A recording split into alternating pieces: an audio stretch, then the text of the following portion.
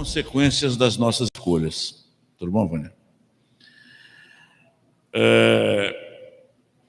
Quem conhece a doutrina espírita se sente na obrigação de dividir o remédio, de dividir os seus conhecimentos, de dividir aquilo que sabe. Essa doutrina maravilhosa, inspiradora, reveladora, mas também cobradora, porque ela cobra de nós uma postura que às vezes nós deixamos passar despercebido, né? Porque tudo na nossa vida é um projeto. A gente projeta, desde o nosso tempo de escola, aquilo que a gente quer ser quando vai crescer, né? A gente projeta na pessoa que a gente escolheu para ser o nosso companheiro, a nossa companheira, a nossa felicidade. E nós temos que projetar também o nosso futuro, através das nossas ações, através dos nossos pensamentos, porque hoje nós estamos vivendo as consequências daquilo que nós fomos em outras encarnações, ou até nessa encarnação mesmo. E nós vamos viver no futuro as consequências daquilo que nós escolhemos viver hoje, não é? E eu sinto informar para vocês que nós estamos escolhendo as coisas erradas, né? Escolhemos como ídolos um jogador de futebol que por 3, 4 toques na bola ganha milhões, troca de mulher como troca de roupa, não traz para nós nenhum exemplo de dignidade, nenhum exemplo a ser seguido. Escolhemos como ídolos, como meio de diversão, um canal de televisão que divulga uma novela onde os casais trocam de parceiros como se fosse a coisa mais natural do mundo. Ensinam coisas que a gente fica até ruborizado na frente das crianças, né? Eu me lembro de uma vez, eu estava assistindo televisão com a minha filha, a Elisa, que hoje já está com 30 e poucos anos, mas na época ela perguntou uma coisa para mim que estava passando na televisão e eu fiquei todos sem graça de como responder, né? Então a gente percebe que nós estamos escolhendo alimentar a nossa alma com alimentos que vão nos fazer sofrer futuramente, né? E se você pegar a pergunta 625 do Evangelho, do Livro dos Espíritos, Kardec pergunta para o Espírito da Verdade, né? Qual o tipo mais perfeito que Deus tem oferecido aos homens para lhes servir de guia e modelo? Alguém sabe a resposta? Pois é, mas nós seguimos Jesus, né? E aí o Kardec dá uma explicação ainda dizendo assim: para o homem, Jesus constitui o tipo de perfeição moral que a humanidade pode aspirar na Terra. A perfeição moral que nós podemos aspirar. E nós escolhemos ídolos materiais, ídolos que nos trazem exemplos a não ser seguido. Mas a gente acha que o sucesso daquelas criaturas vai ser a felicidade nossa. E às vezes, quantas pessoas não perseguem o sucesso financeiro e quando alcançam, encontram a morte? Vocês se lembram dos Mamonas Assassinas? Perseguiram o sucesso, quando estavam no auge do sucesso, morreram. Sofreram um acidente de avião, desencarnaram todos. Ayrton Senna, que era um ídolo, esse sim era uma pessoa mais coerente, né? Perseguiu o sucesso, quando alcançou o sucesso, veio um acidente fatal em Imola, na Itália, e ele perdeu a vida. Então, às vezes, aquilo que nós perseguimos como se fosse a nossa felicidade, pode ser o nosso fim. Aquilo pode ser o começo do nosso fim. A gente tem que aprender a se contentar com as coisas que Deus oferece para nós, porque Deus sabe das coisas, Deus sabe o que cada um de nós merece. E para a gente poder nos aprofundarmos um pouco mais, eu vou ler aqui um capítulo do livro Boa Nova, de Humberto de Campos, o capítulo 3 do livro Boa Nova, fala que Jesus saiu de uma cidade para outra e ele acabou encontrando com um sacerdote e ali travou-se um diálogo muito interessante para essa nossa conversa, né? Diz o seguinte: de Jericó, Jesus dirigiu-se então a Jerusalém, onde repousou ao cair da noite, sentado como um peregrino nas adjacências do templo. Jesus foi notado por um grupo de sacerdotes. Sacerdotes é aquele que indica o caminho, aquele que orienta, né? E naquela época já era assim também. E pensadores ociosos, olha só, sacerdotes e pensadores ociosos. Ou seja, pensador que pensa, mas não resolve, não sai do lugar, não coloca em prática. Que se sentiram atraídos pelos seus traços de forma original e pelo seu olhar lúcido e profundo. Alguns deles se afastaram sem maior interesse, mas Hanã, que seria mais tarde o juiz inclemente de sua causa, aproximou-se do desconhecido e dirigiu-se-lhe com orgulho, perguntando: Galileu, que fazes na cidade? Passo por Jerusalém, respondeu Jesus, buscando a fundação do reino de Deus. Com modesta nobreza, respondeu: Reino de Deus? Tornou o sacerdote com acentuada ironia. E que pensas tu venha a ser isto? Jesus respondeu: a obra divina em tuas mãos. Hanã revidou com uma gargalhada de desprezo. E continuando as suas observações irônicas, perguntou: com que contas para levar avante essa difícil empresa? Quais são seus seguidores e companheiros? Acaso terás conquistado o apoio de algum príncipe desconhecido e ilustre para auxiliar-te na execução dos teus planos? Meus companheiros hão de chegar de todos os lugares, respondeu o mestre com humildade. Mas o mais importante disso aqui foi o que Jesus respondeu: esse reino é a obra divina no coração dos homens. Essa obra divina no coração dos homens, ela é, como diz o texto, uma obra. O Centro Espírita Poder da Fé completou 100 anos, alguns anos atrás, e ele foi obra do sonho do seu Virgílio, que arregaçou as mangas, arrumou companheiros, sabe-se lá a que custo comprou o terreno ali onde construiu o primeiro Centro Espírita Poder da Fé, que eu tive a honra de participar, de conhecer. Tinha um palco muito bonito na frente, uma cortina bacana.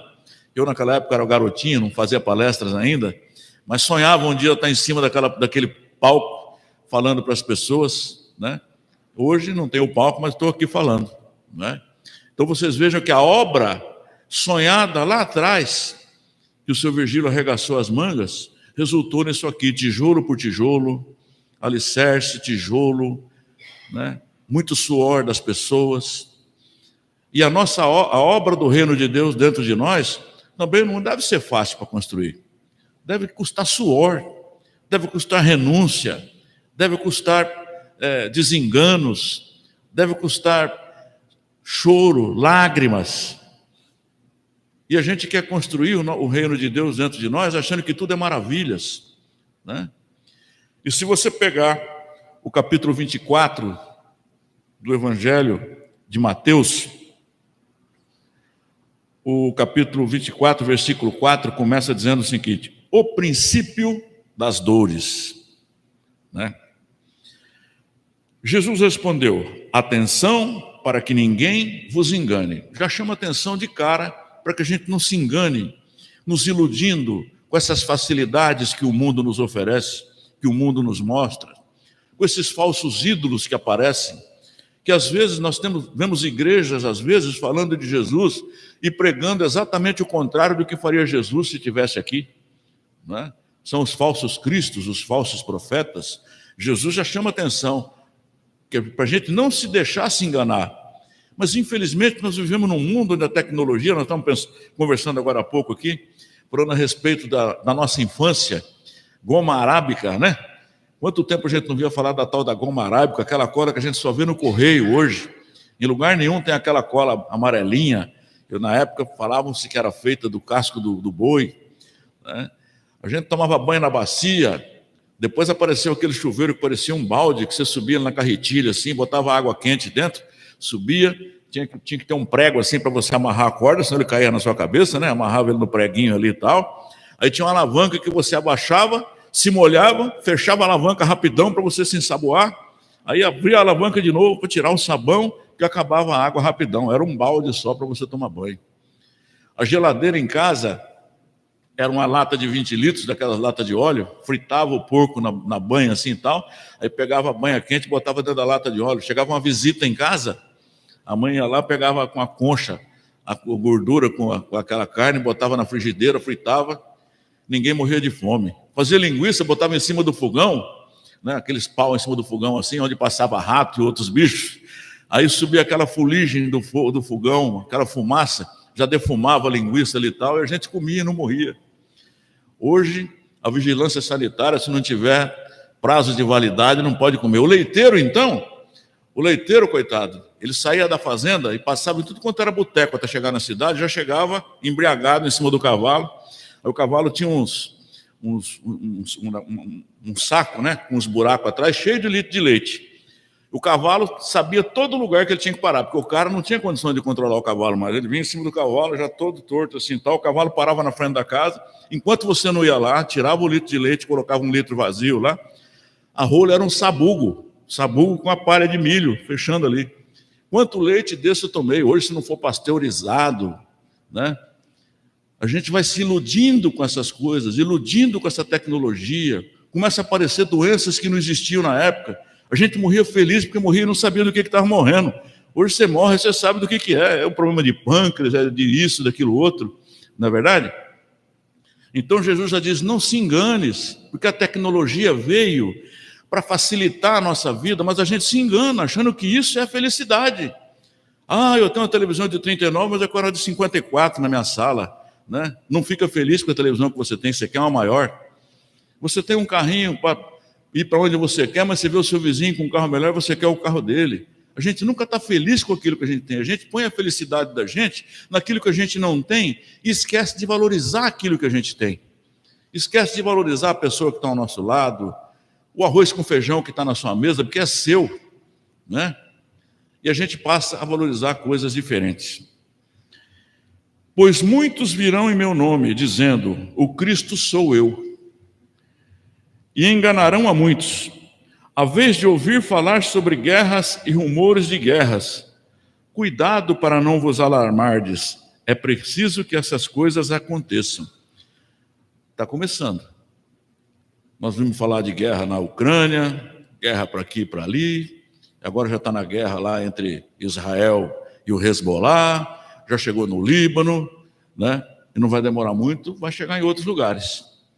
Né? A gente vê aí o digníssimo, excelente presidente da República do Brasil, do lado do Hezbollah, né, criticando, não temos que estar do lado de ninguém. Nós temos que escolher o nosso ídolo. Quem é o nosso ídolo? O que faria Jesus se ele estivesse aqui? Ele ia apoiar alguma guerra? Nós não temos que apoiar nenhum lado, nem outro. Nós temos que orar para que a paz se estabeleça naquele lugar e não jogar gasolina no fogo. Não é verdade? Porque jogando gasolina no fogo, o fogo pode chegar até nós também.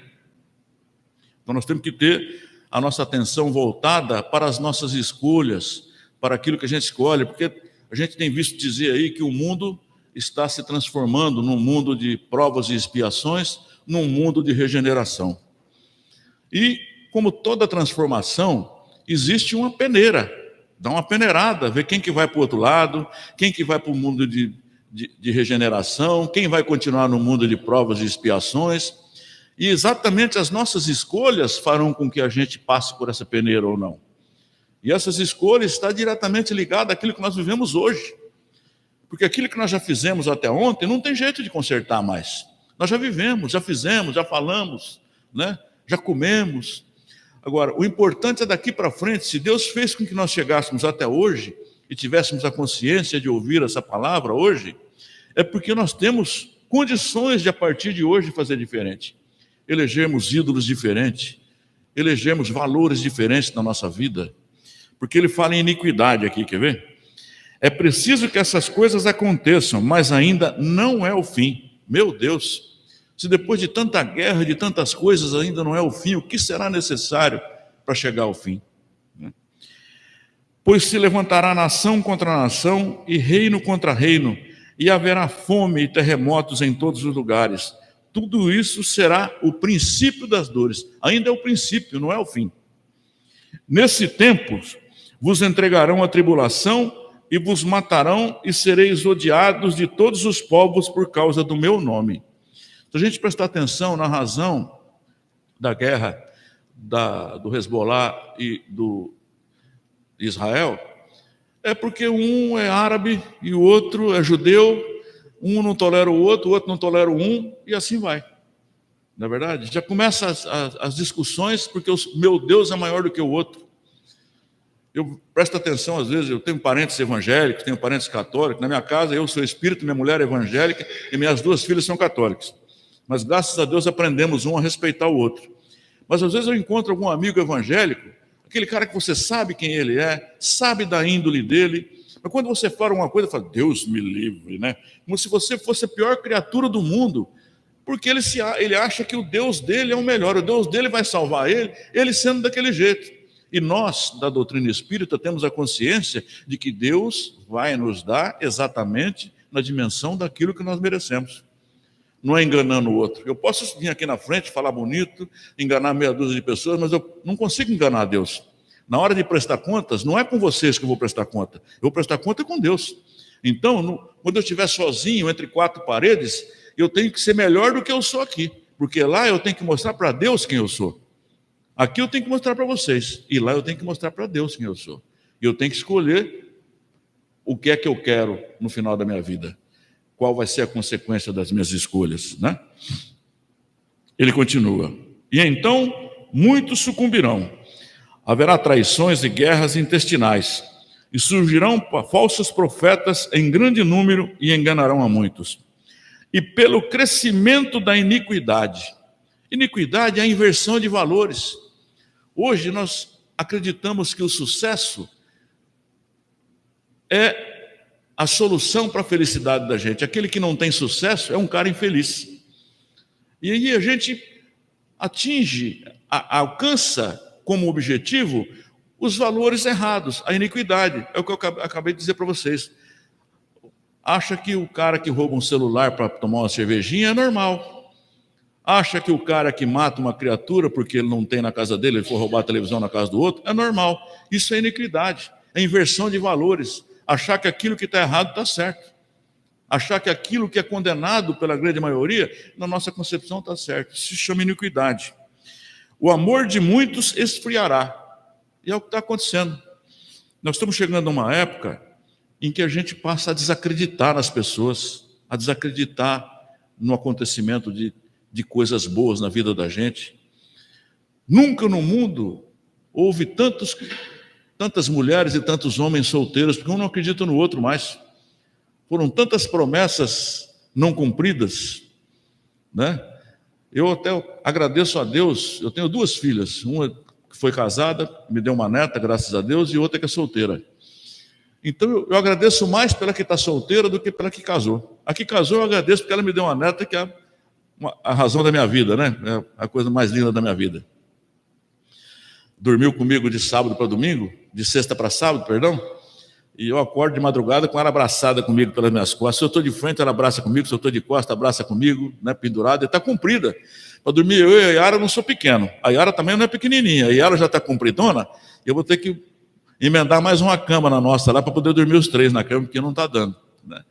E eu agradeço a Deus as duas coisas, porque a minha filha mais nova que casou e teve a Maitê, ela passou por experiências com o ex-marido que ela não precisava ter passado, mas ela precisava para amadurecer, precisava para crescer, precisava passar por aquilo para encontrar hoje o João Pedro, que é o atual namorado dela. Vão casar agora em abril de 2026. Né? É um tremendo de um garoto boa pinta, um garoto família, um garoto gente fina, né? E a minha filha solteira de 33, 34 anos, eu agradeço a Deus o fato dela estar solteira para não estar sofrendo na mão de um outro camarada aí que possa fazer ela passar por dificuldades, né? Porque a minha filha fala assim: pai, homem bom tem na praça, mas ou é casado ou não gosta da fruta, entendeu? Então, veja a situação que nós estamos chegando hoje. Um não acredita no outro mais. E o mundo não foi feito assim, o homem não foi feito para viver sozinho. Nós fomos feitos para viver em sociedade, para viver em contradição, para você aprender com os outros. Porque se você vivesse sozinho numa caverna, você não conhecesse o mundo fora, a verdade era aquela sua. E a gente estando aqui fora, a gente aprende que às vezes a verdade não é a nossa, a verdade é a do outro.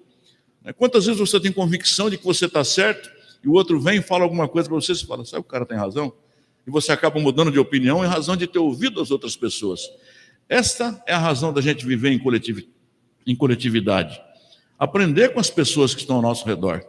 Às vezes a pessoa que sabe muito menos do que nós, uma palavra dela te acende um alerta para determinadas coisas que você não tinha prestado atenção ainda, né? Então as nossas escolhas, elas são muito interessantes, às vezes, para a sociedade.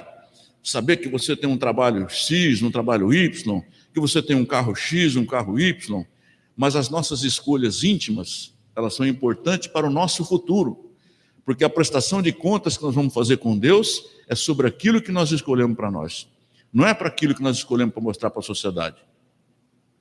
A sociedade, quando você morrer, vai ficar para trás, ou já morreu e você ficou, cada um no seu determinado momento, e cada um vai prestar conta daquilo que escolheu, né? E nós temos a consciência, através da doutrina espírita, da existência da alma, da existência do espírito, né? Da eternidade da alma, e nós temos a consciência de que nós vamos ter outras oportunidades.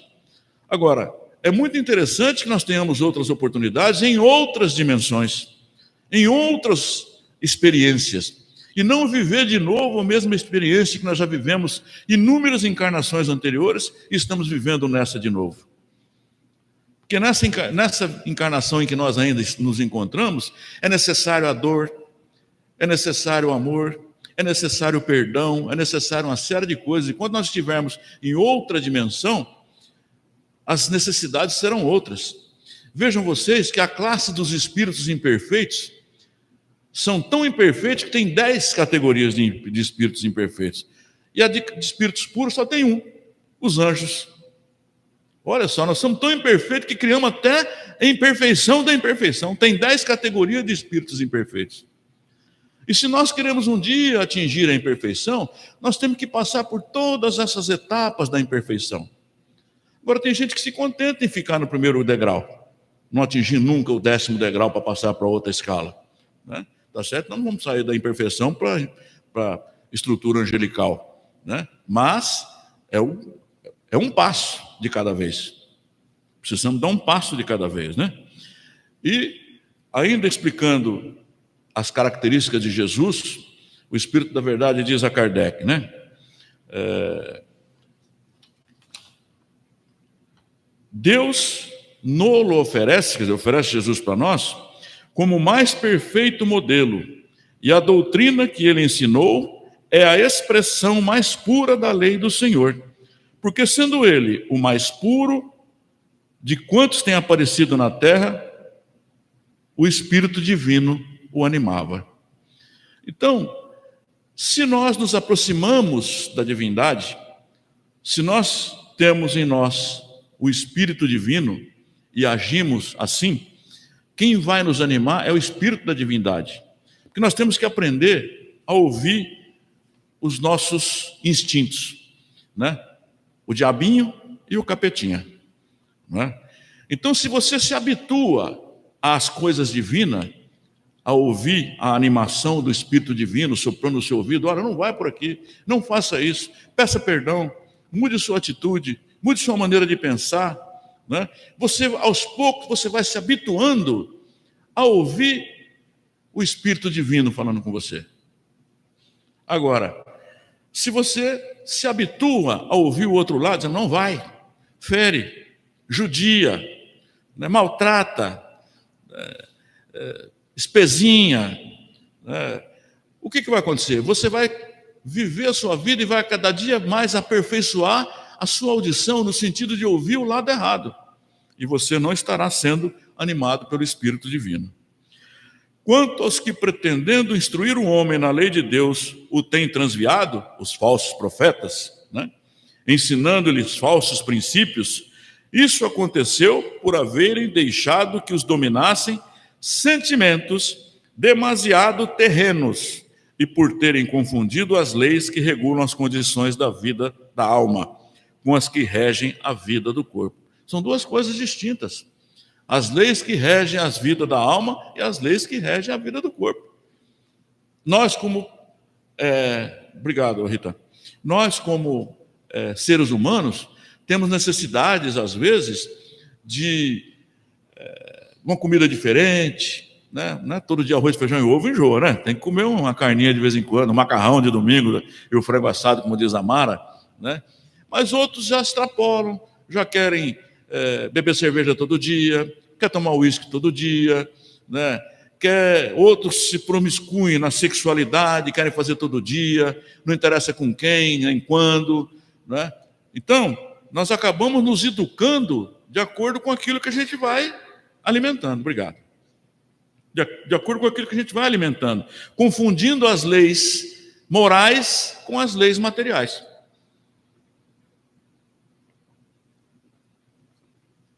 As leis morais, depois que elas se instalam dentro da gente, é difícil de tirar. Elas não saem mais. Agora, é preciso que a gente queira instalar isso dentro da gente. É preciso que a gente tenha vontade de ter essa transformação dentro da gente. As leis materiais, eu não consigo largar de fumar. Mas quem mandou você começar? Né? Eu não consigo parar de beber. Mas quem mandou você começar a beber? Você começou porque você quis, para porque você quis também. Agora, esses vícios materiais acabam com a nossa vida física. Agora, os vícios morais, esses nos acompanham na vida espiritual também. Depois que você deixa o corpo físico, você não vira santo só porque virou espírito. Do outro lado, você vai ser o mesmo Ivan, o mesmo Adilson, a mesma Mara, o mesmo cidadão, a mesma cidadã que você foi aqui, você vai ser do outro lado, com os mesmos defeitos. Tem mais facilidade de aprender do outro lado? Tem. Mas aí Deus vai dizer para você, você aprendeu? Então volta lá e mostra que você aprendeu. Aí chega aqui e você faz tudo errado outra vez. Porque os valores divinos não estavam instalados dentro de você. Por isso que é interessante saber fazer as escolhas. Instalar os valores divinos e saber a diferença dos valores morais e dos valores intelectuais para a gente, né? Muitos hão apresentado como leis divinas simples leis humanas, estatuídas para servir as paixões e dominar os homens. Será que não é o que nós estamos vendo ultimamente na vida? Né? As pessoas invertendo os valores, o que é bom, né? O que é correto, o que é certo. Nem sempre a gente acaba colocando dentro de nós os valores divinos. Eu não me lembro agora qual é a pergunta do Livro dos Espíritos, que fala, onde está gravada a lei de Deus? E a resposta do Espírito é, no coração dos homens. Não é? Então, nós temos esse gene dentro de nós. E é preciso que a gente alimente esse gene para que ele cresça e floresça dentro de nós e a gente possa fazer boas escolhas. Porque das boas escolhas resultará a nossa boa vida no futuro, o nosso crescimento espiritual no futuro ou a nossa estagnação, o nosso marcar passo na mesma situação em que nós nos encontramos hoje. De modo algum, o azeite poderia não bastar para nós e para vós. Mudou a página aqui, o vento mudou a página. Desculpa. Voltando aqui. E pelo crescimento da iniquidade, o amor de muitos esfriará. Aquele, porém, que perseverar até o fim, este será salvo. Perseverar. Eu fiz errado hoje, mas amanhã eu vou fazer certo. Amanhã, se você fizer errado, depois da manhã tenta fazer certo. O que a gente não pode é achar normal você fazer errado. Eu já fiz ontem mesmo, está tudo certo, não aconteceu nada hoje. É o que acontece com o ladrão. Ele começa roubando, lá no prédio onde eu tenho um escritório, eu comprei do Anderson um rocambole para a empregada que limpa a minha sala. E aí ela pegou o rocambole, levou na sala dela, colocou dentro de um armarinho dela, que só ela e uma outra secretária, que a Márcia tem a chave, mas a portaria tem uma chave. E nós, a hora que ela foi pegar o rocambole no escritório, ela colocou dentro de uma sacola, eu coloquei dentro de uma sacolinha de mercado para ela, né? E ela foi embora. À noite, eu estou na chácara de um amigo meu comendo um carneiro lá, o cara estava fazendo um carneiro, tinha um show lá, um cara tocando violão. Eu fiquei até com vergonha de falar que eu tocava violão também, tanto que o cara toca. Aí o cara fazendo um show, estão comendo carneiro, eu vi que o telefone vibrou no bolso, eu peguei o telefone, era a minha secretária, né? Ivan, eu estou muito triste. Você acredita que roubaram um pedaço do meu rocambole dentro do meu armário? Eu falei, você está de brincadeira? E ela mostrou a foto para mim, mandou a foto, né? Edna, chama a Edna, minha secretária. Roubaram um pedaço assim, ó. Aí, isso foi na quarta-feira à noite. Na quinta de manhã, eu cheguei no escritório, a gente estava conversando, eu falei para ela, olha, isso é uma coisa muito triste. Uma pessoa que rouba um pedaço de rocambole que não é dele, rouba qualquer coisa. É o começo.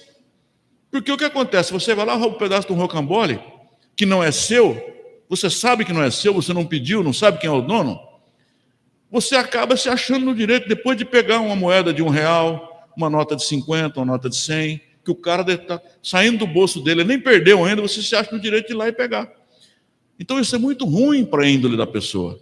A gente tem que saber o nosso lugar, tem que saber o que é nosso e o que é dos outros. Respeito. Você não quer que respeite o que é seu? Respeite o que é dos outros. Eu falei para o meu genro, esse que namora minha filha hoje, o João Pedro, ele é médico. E ele manda foto das enfermeiras que tem lá no Rio Grande do Sul, lindas as enfermeiras, no Rio Grande do Sul tem umas meninas muito bonitas. Eu digo para ele, João, você tem uma irmã casada e você tem sua mãe. Faça para minha filha o que você quer que seu pai faça para sua mãe. E o que você quer que o Pedro faça para sua irmã, a Mariana. Porque se você não quer que ninguém faça mal para sua irmã, nem para sua mãe, eu também não quero que faça para minha filha. Então faça para minha filha aquilo que você quer para sua irmã e para sua mãe. Não é? Então é esse o sentimento que nós temos quando vamos fazer as coisas para os outros. Faça para os outros aquilo que você gostaria que fizesse para você. Respeite as coisas dos outros como você gostaria que respeitassem as suas coisas. Não é? E aí continua o Evangelho. E este Evangelho do Reino será proclamado no mundo inteiro como testamento para todas as nações. Ou seja, quando todo mundo estiver de acordo, que o reino de Deus estiver instalado no coração de todo mundo, aí sim, então virá o fim. E vindo o fim, cada um de nós vai receber de acordo com o seu merecimento, né? Então, lá no fim, todos nós, com o reino de Deus instalado no nosso coração, todos nós vamos merecer a mesma coisa, né? Mudar de grau, melhorar o nosso intelecto, subir, nos elevarmos espiritualmente. Mas enquanto nós estivermos aqui, cada um achando que o seu bolo é melhor do que o outro, que o seu Deus é melhor do que o outro, fazendo escolhas de ídolos errados, enquanto a pergunta 625 do Livro dos Espíritos nos dá a noção exata de quem é o verdadeiro ídolo, nós vamos ter que continuar sofrendo, passando por dificuldades e vivendo nesse mundinho que é o que Deus pode oferecer para nós. Que Deus abençoe a todos, bom domingo a todos.